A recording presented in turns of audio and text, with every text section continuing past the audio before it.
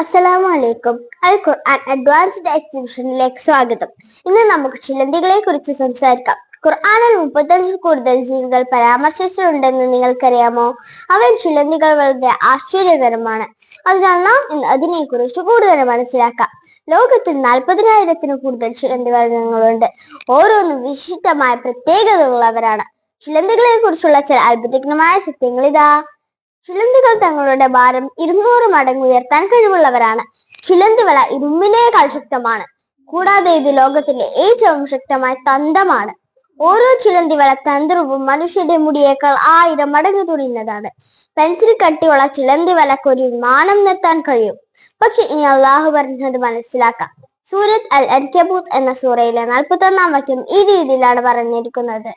أعوذ بالله من الشيطان الرجيم بسم الله الرحمن الرحيم وإن أوهن البيوت لبيت العنكبوت لو كانوا يعلمون. ചിലന്തി ഒരു വീടുണ്ടാക്കും. പക്ഷെ എല്ലാ വീടുകളിലും ഏറ്റവും ദുർബലമായത് ചിലന്തിയുടെ വീടാണ്. അവർ അറിഞ്ഞിരുന്നെങ്കിൽ ശാസ്ത്രം ചിലന്തി വലയുടെ ശക്തി തെളിയിക്കുമ്പോൾ അള്ളാഹു ചിലന്തിയുടെ വീട്ടിനെ ദുർബലമാണെന്ന് വിശേഷിപ്പിക്കുന്നു. അതെന്തുകൊണ്ടാണെന്ന് നാം നോക്കാം. സമീപകാലത്ത് ശാസ്ത്രജ്ഞർ നടത്തിയ ഗവേഷണത്തിൽ ചിലന്തിയുടെ വീട് സമാധാനത്തിനും സൗഹൃദത്തിന്റെ സ്ഥലമല്ല, മറിച്ച് അതൊരു കുടിലായ വീടാണ്. അവിടെ പ്രവേശിച്ചാൽ പിന്നെ മടങ്ങി വരാൻ സാധിക്കില്ല. ചിലപ്പോൾ അമ്മ ചിലന്തി അച്ഛനെ ഭക്ഷിക്കുന്നു, കുഞ്ഞു ചിലന്തികൾ സഹോദരങ്ങളെ ഭക്ഷിക്കുന്നു.